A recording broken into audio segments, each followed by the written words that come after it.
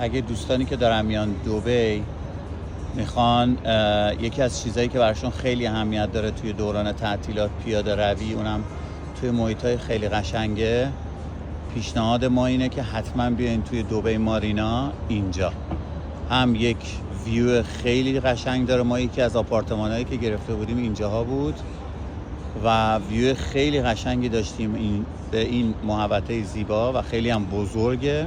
واسهتون تو ویدیو هم قیمت‌های آره. همه رو میذاریم و در عین حال اینجا هم اگه نگاه کنید یه محوطه پیاده روی خیلی خوب داره و خیلی طولانیه، یعنی شما تا اون جایی که چشم کار میکنه آب هست، در کنارش هم همینطوری که میبینید مسیر پیاده روی داره. الان ما مثلا یه تیکش الان با شما میریم که ببینید این مسیر پیاده رویشه. اونا رو به من که دست خالی باشه راحتم یه همچین چیزیه.